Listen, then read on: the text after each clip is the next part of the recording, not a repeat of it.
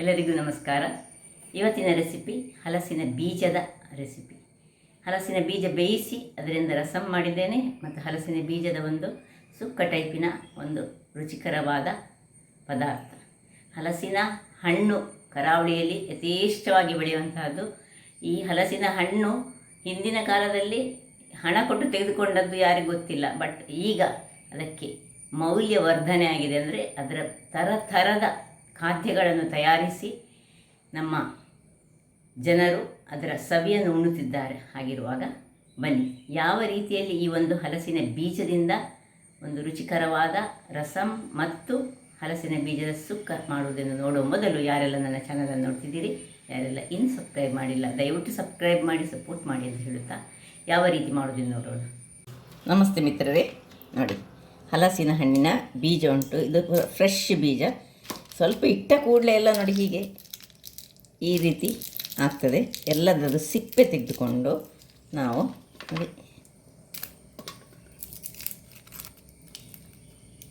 ಇದನ್ನು ಉದ್ದುದ್ದಕ್ಕಾಗಿ ಹೀಗೆ ಹೆಚ್ಚಿಟ್ಕೊಂಡು ಇವತ್ತೊಂದು ರುಚಿಕರವಾದ ಸಾರು ಅಥವಾ ರಸಂ ಮತ್ತು ಅದರೊಟ್ಟಿಗೆ ಒಂದು ಪಲ್ಯ, ಇದನ್ನು ಈ ರೀತಿ ಉದ್ದುದ್ದಕ್ಕೆ ಕಟ್ ಮಾಡಿಕೊಳ್ಬೇಕು. ಎಲ್ಲವನ್ನು ಸಹ ನೋಡಿ ಈ ರೀತಿ ಚೆನ್ನಾಗಿ ಕಟ್ ಮಾಡಿಕೊಳ್ಳೋಣ. ಉದ್ದುದ್ದಕ್ಕೆ ಕಟ್ ಮಾಡಿದ ಮೇಲೆ ಏನೆಲ್ಲ ಸಾಮಗ್ರಿಗಳು ಬೇಕಂತ ನಾನು ನಿಮಗೆ ತೋರಿಸ್ಕೊಳ್ತೀನಿ. ವೀಕ್ಷಕರೇ ನೋಡಿ, ಎಲ್ಲ ಕಟ್ ಮಾಡಿ ಆಯಿತು. ಇದನ್ನೀಗ ಒಂದು 10 ನಿಮಿಷಗಳ ಕಾಲ ನೀರಿನಲ್ಲಿ ಹಾಕಿಟ್ಕೊಳ್ಳೋಣ. ಈ ಮೆಟ್ಟಕತ್ತಿಯಲ್ಲೇ ಇದ್ದರೆ ಅದರಲ್ಲಿ ಕಟ್ ಮಾಡಲಿಕ್ಕೆ ಸುಲಭ ಆಗ್ತದೆ. ಚೂರಿಯಲ್ಲಿ ಸ್ವಲ್ಪ ಕಷ್ಟ ಆಗ್ತದೆ, ಮತ್ತು ಒಳ್ಳೆ ಹಸಿ ಇದ್ದರೆ ರುಚಿ ಜಾಸ್ತಿ, ಬಟ್ ಕಟ್ಟಿಂಗ್ ಸ್ವಲ್ಪ ಕಷ್ಟ ಆಗ್ತದೆ. ನೋಡಿ ಹೀಗೆ ಇದನ್ನು ಸ್ವಲ್ಪ ನೀರಿನಲ್ಲಿ ಹಾಕಿಡುವಾಗ ಇನ್ನು ಒಂದು 10-12 ಎಳೆಯಷ್ಟು ಬೆಳ್ಳುಳ್ಳಿಯ ಸಿಪ್ಪೆ ತೆಗೆದದನ್ನು ನಾವು ಸಣ್ಣದಾಗಿ ಹೆಚ್ಚಿಟ್ಕೊಳ್ತೇನೆ. ಸುರಿಗೆ ವೀಕ್ಷಕರೇ ಇಲ್ಲಿ ನೋಡಿ, ಸಣ್ಣದಾಗಿ ಹೆಚ್ಚಿಟ್ಕೊಳ್ಳಿ. ಬೆಳ್ಳುಳ್ಳಿ ಹಾಗೆ ಇರಲಿ. ಈಗ ಇದು ಒಂದು 10 ನಿಮಿಷ ಆಗಿದೆ ನೀರಿನಲ್ಲಿ. ನೋಡಿ ಒಳ್ಳೆ ಪ್ರೋಟೀನ್ ಉಂಟು ಹೇಳಿ ಈ ಕಲರ್ ನೋಡುವಾಗಲೇ ಗೊತ್ತಾಗ್ತದೆ ಇದರಲ್ಲಿ. ಸೊ ಇದನ್ನೀಗ ಒಂದು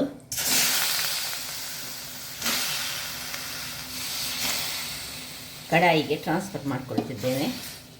ನೋಡಿ ಕಲ್ಲನ್ನು ನೋಡಿ,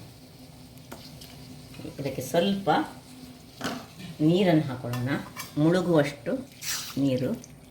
ಇಷ್ಟು ನೀರನ್ನು ಹಾಕಿ 1 ಎಳೆಯಷ್ಟು ಈ ಕರಿ ಲೀವ್ಸ್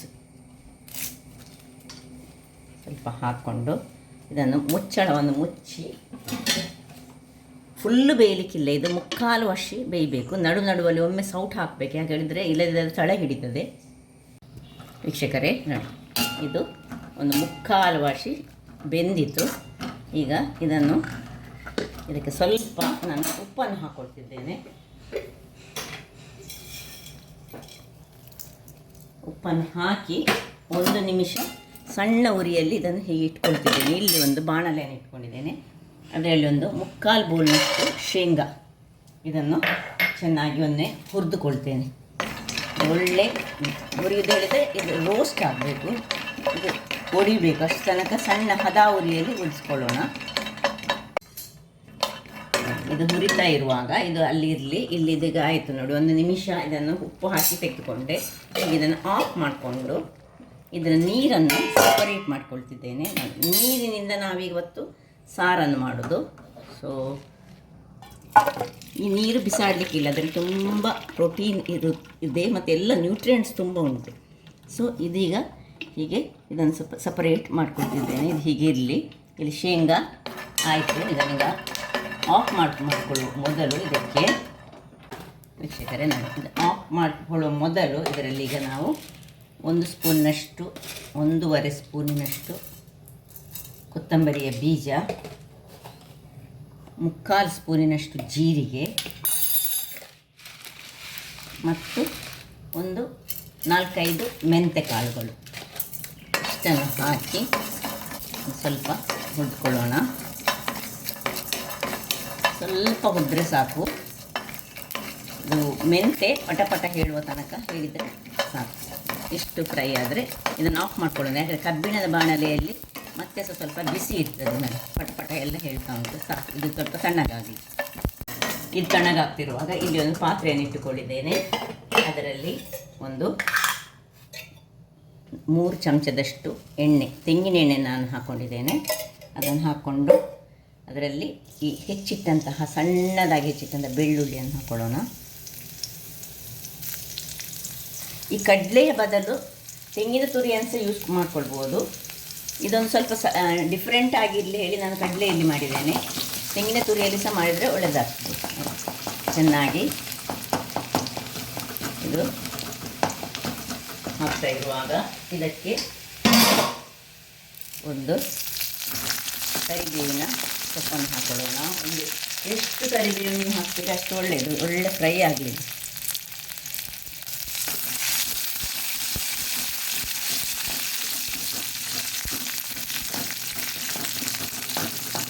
ಇನ್ನು ಈ ಉಳಿದದ್ದು ಈ ನೀರಿನಿಂದ ತೆಗೆದಿಟ್ಟಂತಹ ಇದನ್ನು ಇದಕ್ಕೆ ಹಾಕೊಳ್ತಿದ್ದೇನೆ.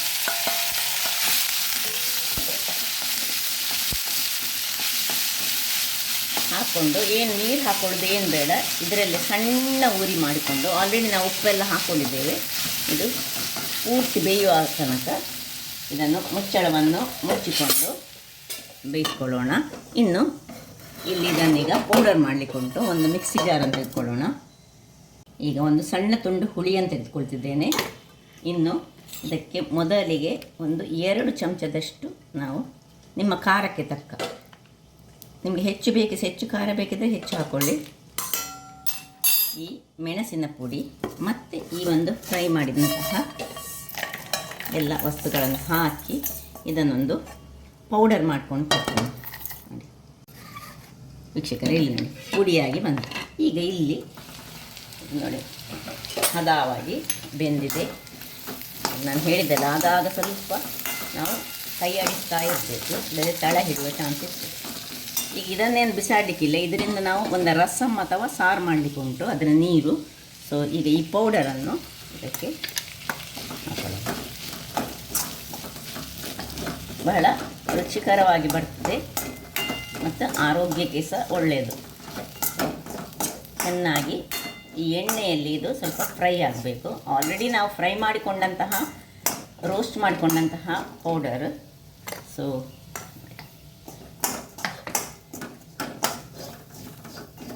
ಹುಳಿ ಆಲ್ರೆಡಿ ಅದರಲ್ಲಿ ಹಾಕ್ಕೊಂಡಿದ್ದೇವೆ, ಉಪ್ಪು ಆಗಲೇ ಹಾಕ್ಕೊಂಡಿದ್ದೇವೆ, ಎಲ್ಲ ರೆಡಿಯಾಗಿ ಉಂಟು. ಈಗ ಮೇಲಿನಿಂದ 1 ಚಮಚದಷ್ಟು ಇನ್ನೊಂದು ಚಮಚ ಎಣ್ಣೆಯನ್ನು ನಾನು ಹಾಕ್ಕೊಳ್ತಿದ್ದೇನೆ ನೋಡಿ.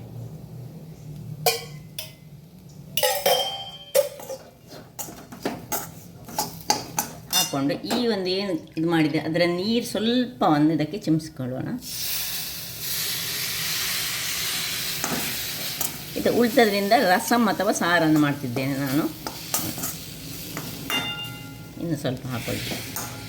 ಸೊ ಒಂದು ಊಟಕ್ಕೆ ರಸಮ್ ಸಹ ಉಂಟು, ಈ ಒಂದು ಸುಕ್ಕ ಟೈಪಿನ ಪಲ್ಯ ಸಹ ರೆಡಿ ಆಗ್ತಾ ಉಂಟು. ಸೊ ಇದು ಬೇಯಿಗೆ ಸಣ್ಣ ಉರಿಯಲ್ಲಿ ಹೀಗೆ ಒಂದು 5 ನಿಮಿಷ ಇಡೋಣ. ಆಗ ಇಲ್ಲಿ ರಸಮನ್ನು ಮಾಡೋಣ. ಇದನ್ನೀಗ ಗ್ಯಾಸ್ನಲ್ಲಿ ಇಟ್ಟುಕೊಂಡು, ಇದರಲ್ಲಿ ಆಲ್ರೆಡಿ ಸ್ವಲ್ಪ ಉಪ್ಪು ಉಂಟು. ಇದಕ್ಕೀಗ ಒಂದು ಹುಳಿಯ ನೀರು ರೆಡಿ ಮಾಡ್ತಿದ್ದೇನೆ. ಸ್ವಲ್ಪ ಹುಳಿಯನ್ನು ಹೀಗೆ ಹಿಚಿಕ್ಕಿ ಇದರ ನೀರನ್ನು ಇದಕ್ಕೆ ಹಾಕೊಳ್ಳೋಣ. ಇನ್ನು ಸಹ ಸ್ವಲ್ಪ ಬೇಕಾಗ್ತದೆ. ಸ್ವಲ್ಪ ಒಳ್ಳೆ ಹುಳಿ ಇದ್ದರೆ ಒಳ್ಳೆಯದಾಗ್ತದೆ.